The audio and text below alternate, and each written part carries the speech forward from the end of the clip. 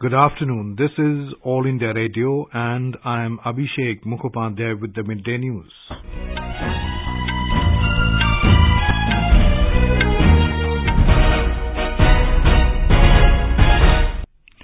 The headlines. G20 meeting of finance and central bank deputies inaugurated in Bengaluru.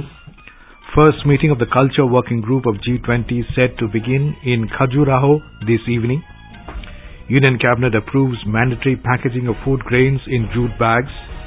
Home Ministry sanctions CBI prosecution of Delhi Deputy Chief Minister Manish Sisodia in feedback unit snooping case.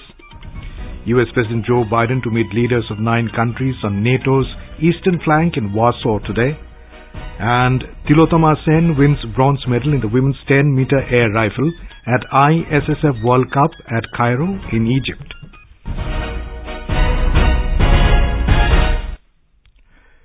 Union Minister for Information and Broadcasting, Youth Affairs and Sports Anurag Singh Thakur inaugurated the opening session of the G20 meeting on finance and central bank deputies of G20 nations today in Bengaluru.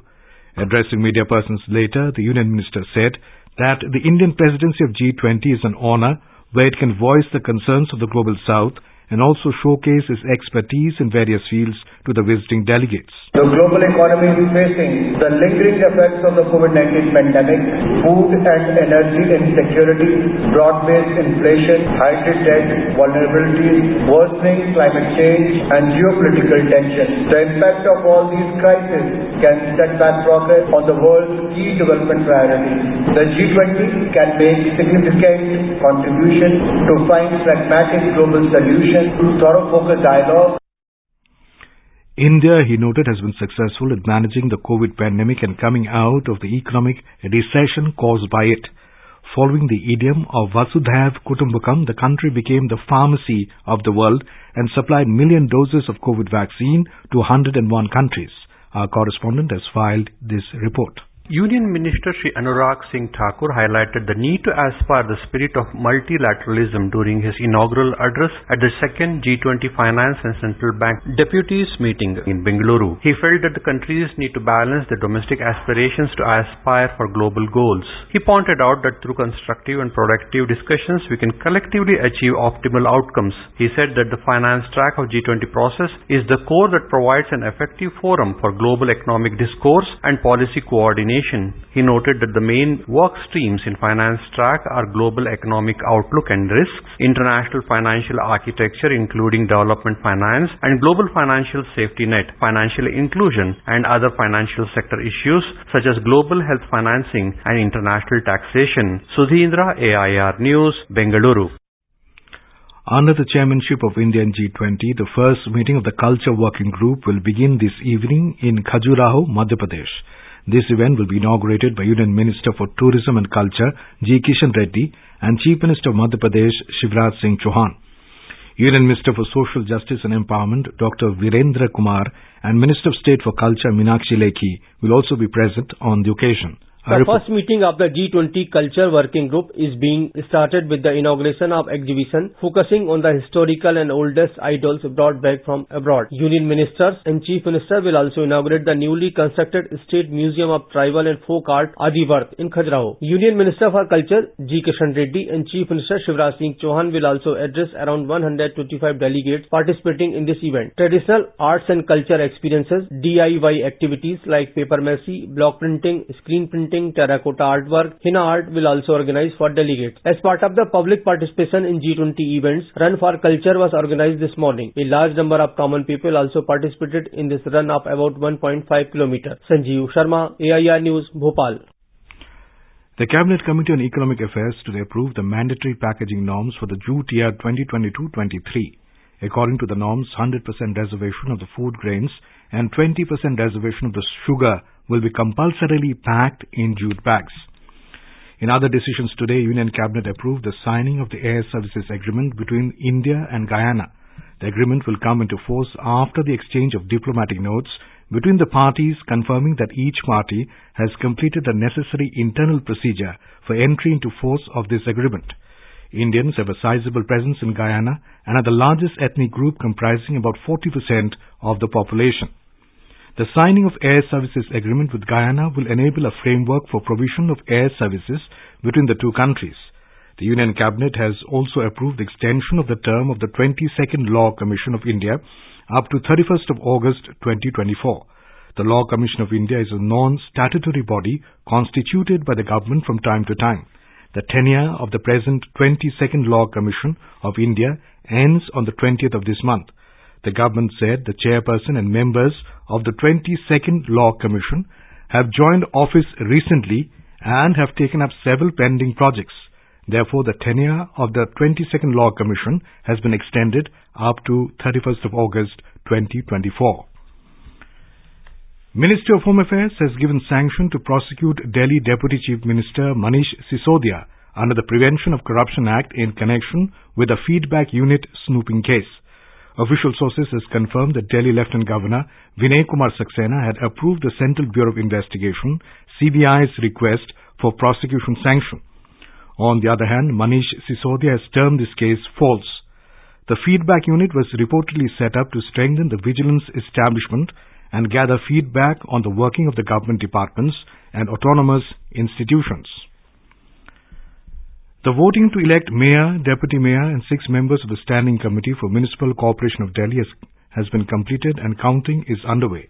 The AAP has fielded Shelley Oberoi for the Mayor post and Ali Muhammad Iqbal for Deputy Mayor, while BJP has nominated Rekha Gupta for the Mayor and Kamal Bagri for Deputy Mayor post.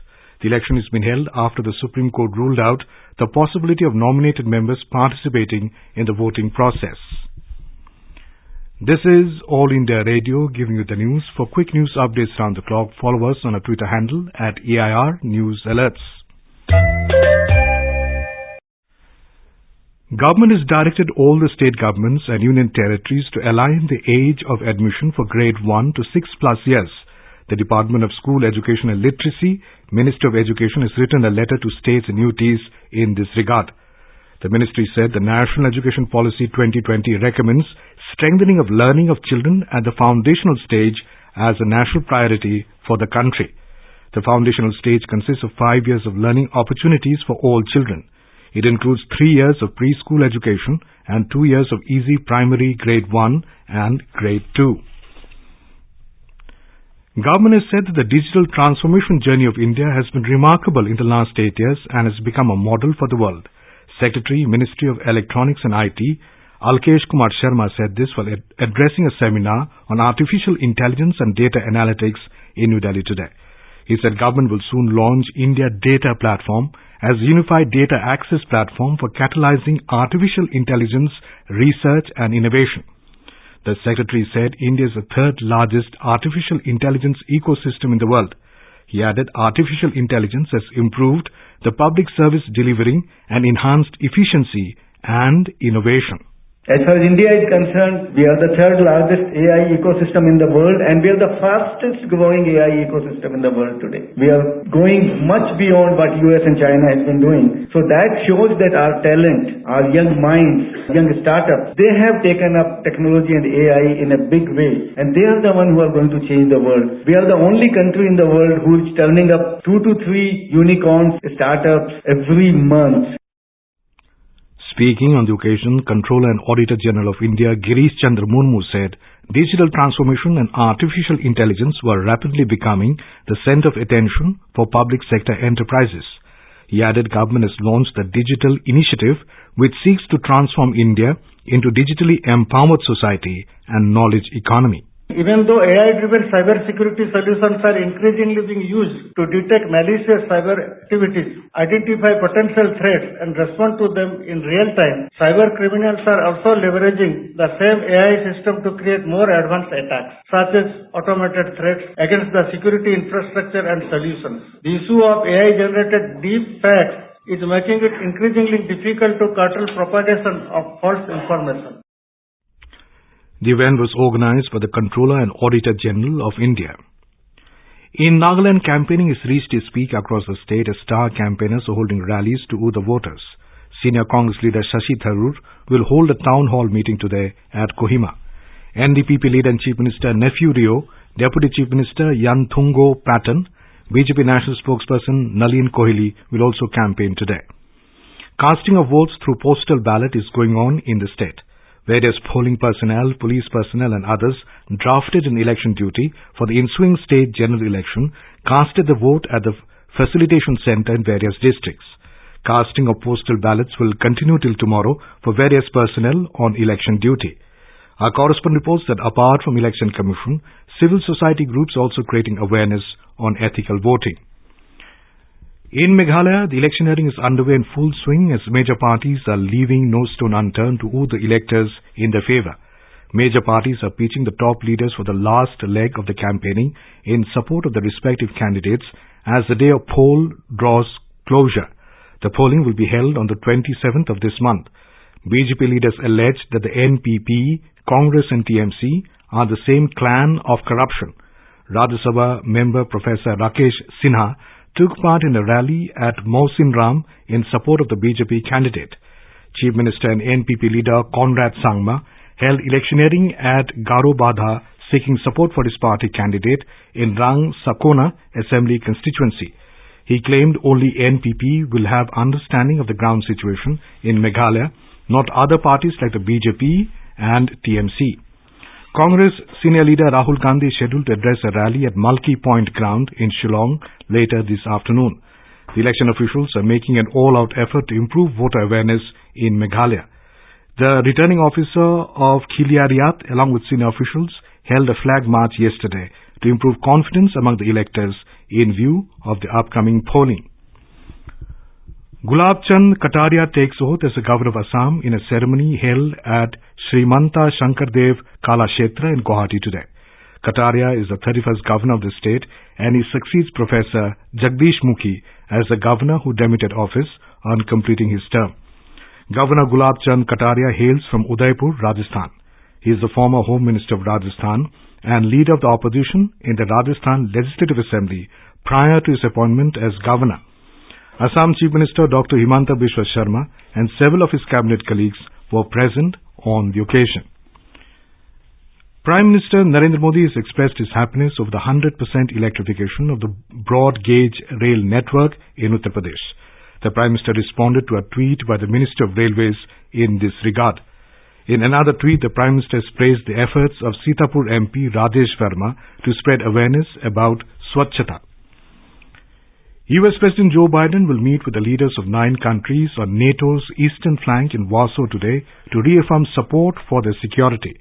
Mr. Biden is on an official visit to Poland, the second in the past 12 months. Responding to Russian President Vladimir Putin's statement against the West, Mr. Biden said the West is not plotting to attack Russia, as Mr. Putin said.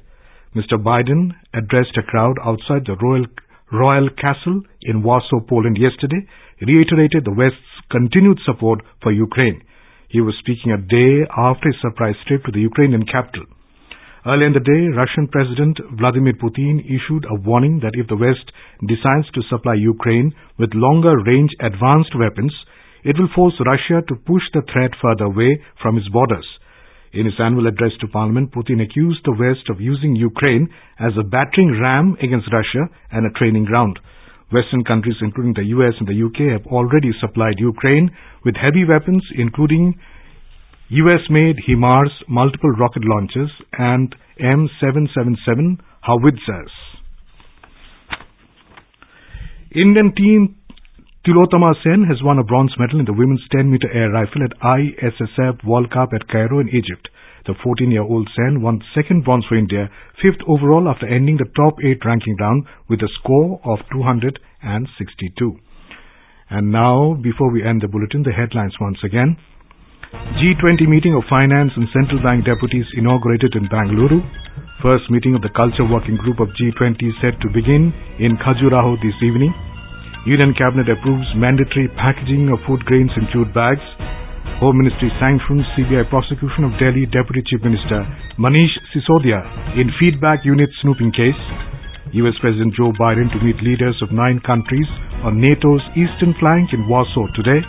And Tilotama Sen wins bronze medal in the women's 10-meter air rifle at ISSF World Cup at Cairo in Egypt. And with that, we end the Midday News.